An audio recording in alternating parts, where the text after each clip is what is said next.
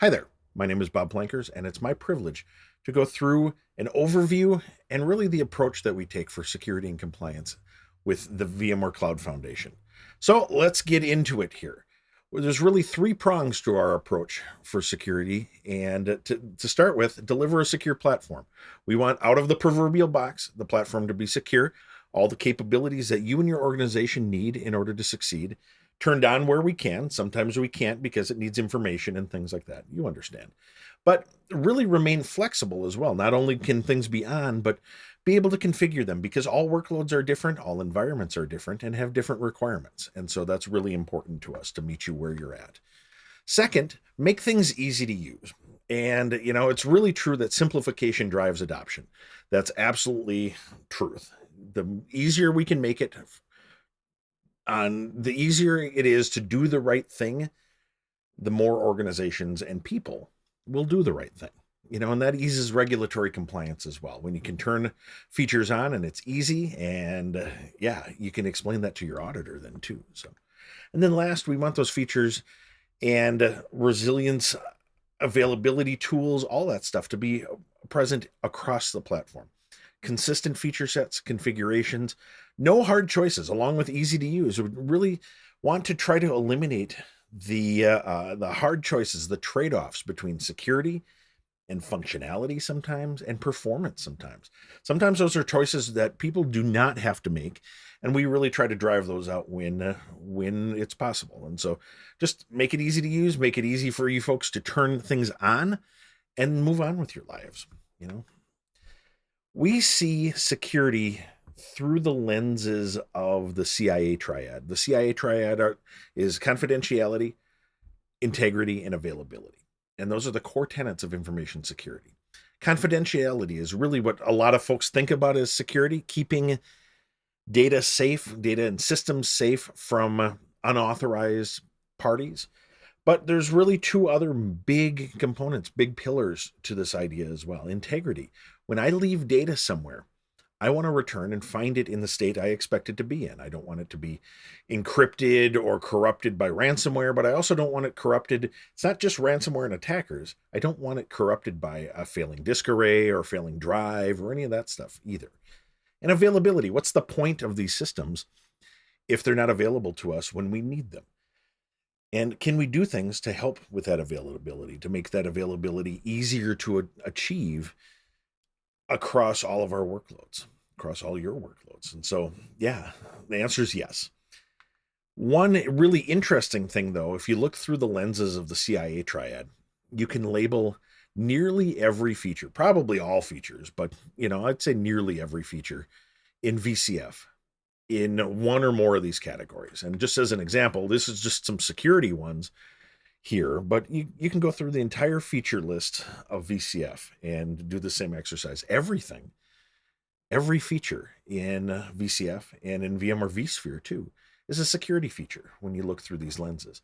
That's really powerful. That makes it easy to justify doing work, improving security, improving reliability, improving resilience. We take a step up, look at it from a little bit farther away. And this idea of resilience, making an organization resilient to IT infrastructure problems, to natural disasters, to all kinds of stuff that's going on in the world. We've got that resilience woven into the base, the core of VCF. vMotion was released actually in 2005, a long time ago, and we've actually kind of forgotten about its effects on resilience, and that we don't talk about it like that, but we should, and especially with some of the European DORA, Digital Operational Resilience Act, really coming to the forefront again, that we've got these capabilities and they can be mapped. This is the NIST cybersecurity framework, and you can map features and functionality along these sorts of spectrum types of layouts as well. So yeah, really cool. Resilience is woven right into the product. And I mentioned regulatory compliance earlier. What about regulatory compliance? Well, security is first because, security, when you do good security, it leads to good compliance. You can explain it to your auditors. Compliance, taking a step back here, regulatory compliance is a business exercise. It's actually not security per se, but it looks like security because you're checking a lot of controls.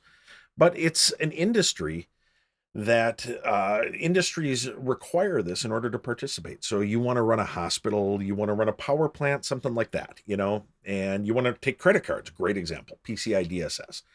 And the payment card industry, PCI, says that you need to meet their requirements in order to participate. So you get an auditor, and that's a business process, that's a periodic assessment of your security, but it's not continuous. Security is more of a continuous operation. And so, yeah, there's nuance there. But compliance, a lot of people don't like compliance, and I understand why. Audits can be onerous, and people don't really know sometimes what they're asking for. Auditors, there's some communications that need to happen there. But regulatory compliance frameworks can also really be a starting point for organizations that don't know where to start with security. And that's important. Too much security really hampers an organization. Too little security, well, we know how that works.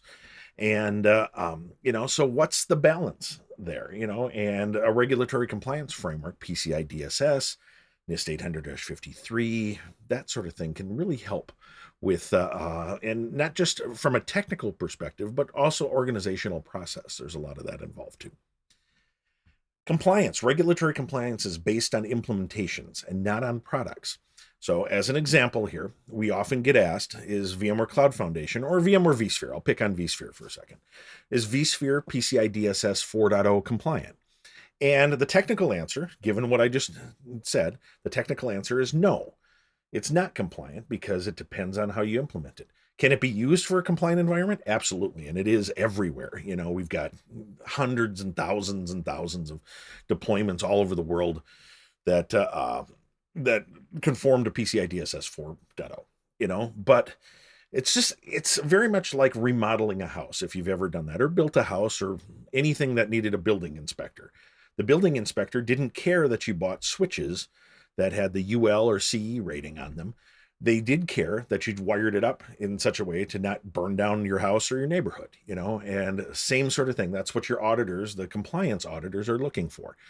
Can vSphere and VCF be used in this? And do they comply? Do they meet FIPS 140-3? Yes. Do they do all of the stuff? Yes. And they can be used that way. But it still depends on how you wire them up and how you set them up. You can take a secure product and make it insecure. We don't want you to do that. Don't get me wrong, but it's based on the implementations. And so that's why I say that good security leads to good compliance. When you do all this stuff, when you've got all these security features turned on and you've woven that web of resilience and all that stuff, you should be able to explain it to your auditor and have your auditor get it, and we will help with that. I've got some stuff towards the end here. So give me a second, but let's talk about those layers. I highlighted some features, but we've got this stack of components, starting with the hardware and working up through the hypervisor and all that stuff. And there's security in each one of these layers. Let's look at it for a second. So at the hardware layer, we often don't talk about hardware, but it's got some really important stuff going on. There's Secure Boot, really helps with malware. There's a lot of organizations that don't use Secure Boot. Please turn it on.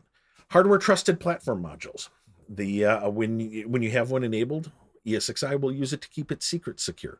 And that's important. That's a physical control and helps with lifecycle. You can clear the TPM just like on an ESX host. If you clear the TPM, it's just like on an endpoint device, like a desktop or a laptop. You clear it and then you can ship it out. Your secrets are reasonably secure moving forward. Reliable memory. This is something we did with hardware partners where we can there's a setting in hardware, and ESX can read that and protect the VM kernel using redundancy there, so that if a memory error occurs in the kernel space, it's redundant, it's protected, and that's additional resilience is available there. AMD SEVs, we can use that, especially with our Kubernetes functionality, to protect, that's a confidential computing technology. We can help protect data inside of the workloads there. And then Intel TXT, if you have that turned on in hardware, ESX can use it as well to help build trust when it's executing binaries and things. So speaking of ESX, We install that on hardware. Now we have a hypervisor. Now we've got a virtual environment. And so what do you get with ESX? Well, you get signed VIBs, and code signing and exec installed only will help enforce that the code running came from Broadcom, came from classic VMware, came from a trusted partner, and didn't come from, a ransomware group or something like that. These features, having them on, really helps curtail ransomware toolkits and malware toolkits that you see. You see a lot of advertisements and newsworthy things where, Hello Kitty, they've all got terrible names, Hello Kitty and whatnot, and you can help prevent that using Secure Boot and the code signing functionality. Configuration encryption. We don't write unencrypted data, configuration data. Some of that configuration data can be sensitive, and so we want to encrypt that on the boot device. The boot device isn't encrypted, but all of the core information is. Key persistence and sealing, what we call storing things in the hardware trusted platform module. We can store things in, we can seal secrets in there. That makes it really hard to get out again unless you're the hypervisor itself, that sort of thing. CPU schedulers are a little different. There's hardware vulnerabilities over the last 6 to 7 years. A lot of hardware vulnerabilities have surfaced, CPU vulnerabilities, memory controller vulnerabilities, that sort of thing. And a lot of them have to do with symmetric multi-threading or hyper-threading, depending on which platform you're on, what it's called. But and a lot of those vulnerabilities take advantage of those things. So to protect against them, if you don't have CPUs that are mitigated for that, you can help curtail the hyper-threading or the symmetric multi-threading. So we've got CPU schedulers that help do that. You don't have to change the hardware. You can just set a setting in ESX and have it do the right thing, or the thing that you want it to do, at least, right or wrong. And so very flexible, patching firmware is still a good idea, but yeah. And then the VM sandbox, basically around each virtual machine is a boundary we call the sandbox. And the sandbox watches that boundary, keeps track of what a VM is trying to do. And if something's trying to escape that boundary, a VM escape, can be serious stuff. If something tries doing something it's not supposed to, it shuts it down, sends some alarms, that sort of thing. The VM sandbox isn't perfect, but altogether, these things help weave a defensive net, to try to catch attackers in the act. So we go up another level. We've got vCenter. vCenter, now we've got the classic vSphere, and along with vCenter, we can do some other things. Host attestation, checking to make sure that the host is in a known good state. And vCenter can come along and read the data from Secure Boot and out of the TPM and say, hey, this host is all right. We should let it run workloads, or, hey, wait a second, this host isn't all right, and we should send some alarms and have a human come and figure it out. That's also very, very powerful. Native key provider, VM encryption, vSAN encryption. VCF and vSphere can do encryption all on its own if you want it to. If you want to use an external KMS, that functionality has been around since vSphere 6, but no problems there. But you can do it all together and with no external parts. And that's really important sometimes for not writing data in the clear at all, even for a new environment. Even if you do intend to switch to a KMS, and you can do that seamlessly, you can start with native key provider and vSAN encryption and all of that stuff. And so that your data is never written to the clear, especially on SSDs and NVMe drives that are really hard to sanitize. Identity federation. Identity is a big part of access control, and it's where a lot of attackers get in, frankly. And so being able to federate with organizational tools, the cloud identity providers that are out there, standards-based identity providers that use SAML and OAuth 2, OIDC, super important. There's some techniques for doing that as well, but being able to participate in that, huge advantage. And then vMotion. I mentioned this earlier. vMotion, DRS, HA, high availability, fault tolerance. These are absolutely security features. Help with resilience, help with availability, help with the ability to patch an environment without being disruptive to the workloads. Super important. Now, speaking of workloads, well, it turns out you probably don't just run VCF just to run VCF. You actually want to get something done with it, like and workloads. All of this stuff is really building to help protect the workloads. Really important to us. So we've got workload features like vTPM, the Virtual Trusted Platform Module, and VBS, virtualization-based security. This is a Windows feature. vTPM can be used by any VM out there, Linux, Windows, any of that stuff. VBS is really a Windows-based feature. They call it Device Guard, Credential Guard, HVCI, using a thin layer of Hyper-V actually inside the VM. So you've got nested virtualization in order to create a secure enclave for the workload's secrets as well. And we support that. We've supported it for a long time. It's performant. It's really nice. And yeah, you can turn it on, run Windows 11, Windows Server 2025, no problems right out of the box. Memory zeroization. So I mentioned hardware vulnerabilities. Memory controller vulnerabilities are interesting too. Maybe not so interesting, but interesting to keep track of. There's been a whole series of attacks, and we've seen them in the news, especially with cloud providers and development environments, where attackers have been able to read authentication tokens out of memory dumps, out of active memory from other VMs and things like that. Not on our platform, thankfully, but they can abuse a lot of these things in order to read secrets that they shouldn't have. And so one of the things that we can do is make sure that when a VM shuts down, all of its memory is cleared out. So turn on this feature, and when a VM shuts down, it'll go through and zero out all the memory that it was using. So it doesn't have encryption keys, doesn't have authorization tokens, any of that stuff around for an attacker or would-be attacker to pick up, or to get caught in a memory dump or any of that sort of stuff. And then we've got confidential computing. We can SGX, SEVES, we can present those to workloads to use as they see fit. So that's really neat too. We go up a level. We've got the whole stack lifecycle in SDDC Manager. So this is a VCF level. SDDC Manager brings whole fleet management. You can manage not just the lifecycle of the classic vSphere and vSAN and the core functionality, NSX, all that stuff, but you can manage NSX. You can manage the Aria tools, all of that stuff, and patch them, keep them all updated together, that sort of thing. Configuration drift. Why did one of your hosts get out of configuration? Did an admin go in there to troubleshoot something or to do something and forget to fix it? I'm guilty of that, and I do that all the time. It's really nice to have a tool saying, hey, Bob, something's wrong over here. And I can go, oh, that was me, or, oh, no, that wasn't me. I wonder what's going on. And you can investigate. And you can do so ahead of time, especially with some of the continuous monitoring that we get from the Aria tools that, I'm getting ahead of myself, but, you can see the stuff ahead of time before an audit, and make sure that the environment stays secure on a continuous basis.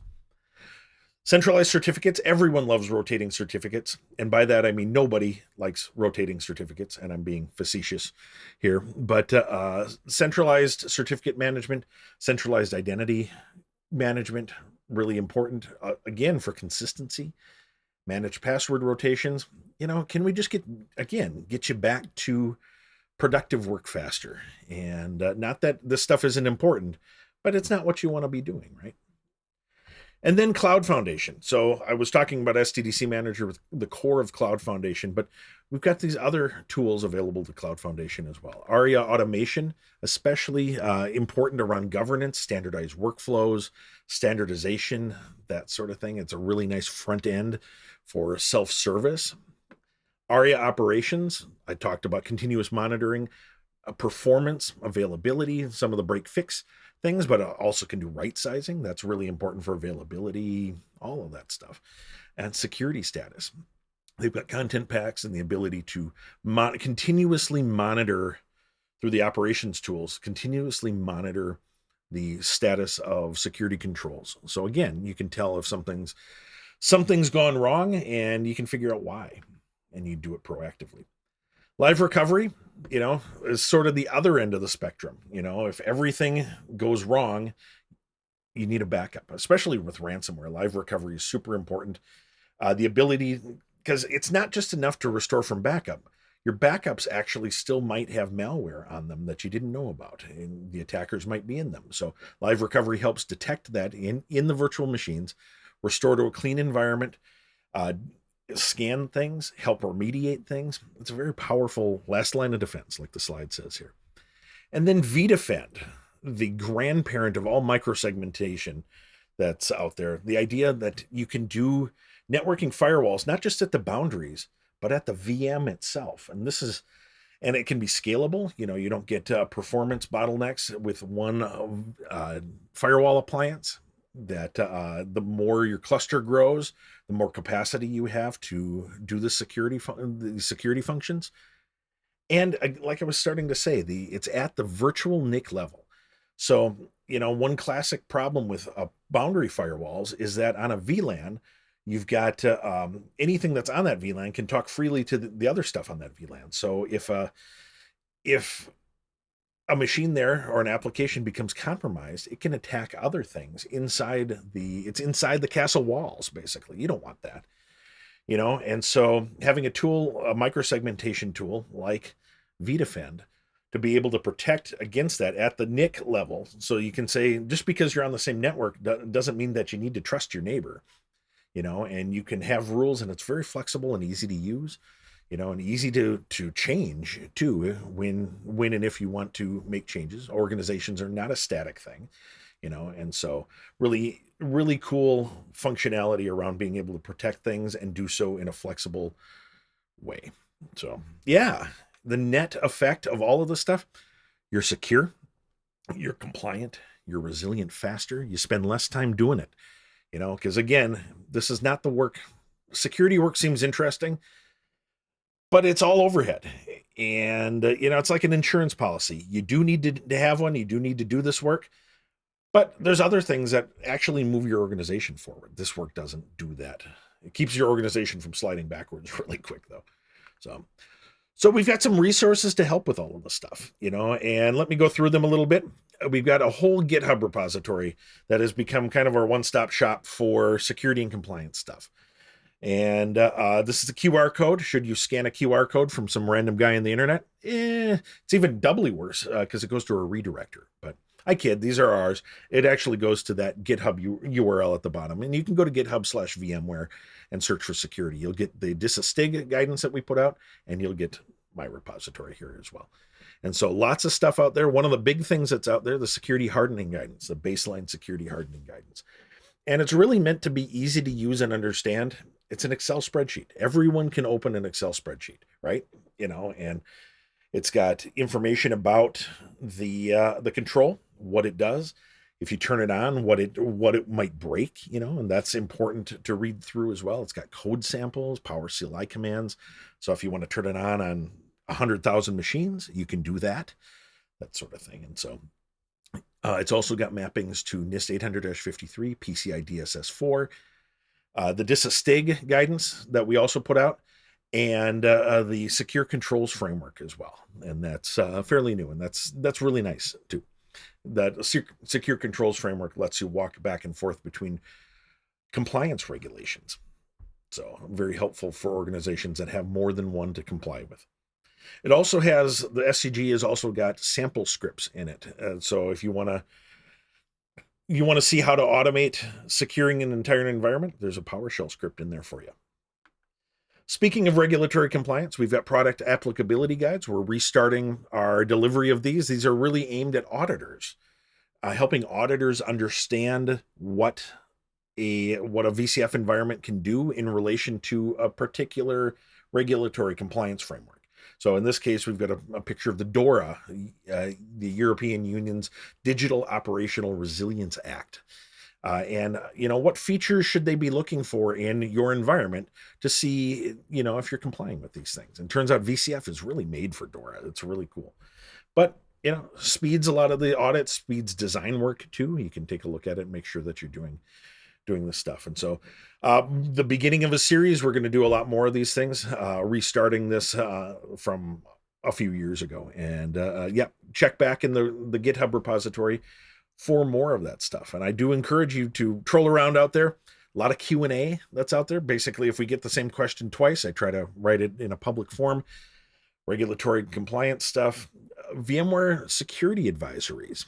And we often put Q&A for the more complicated ones out there. Security advisories are all different too, and sometimes a little bit of explanation goes a long way too. So yeah, check it out, please. If you do nothing else, pretty much at the end of my talk here, but if you do nothing else today, please make sure you're signed up for the security advisory mailing list. These have changed with Broadcom, and so go to the support portal. You can find it in there. And yeah, sign up for the security alerts for the components and divisions that you're interested in, because it's proactive. You want to know this information. So with that, I thank you. I appreciate you very much, and let your field teams, your sales teams and account teams and TAMs and all those folks, they're oriented to help you. So take advantage of that. If you've got any questions about security and compliance, let them know, and they'll probably come find me. So I appreciate you. Take care and stay safe.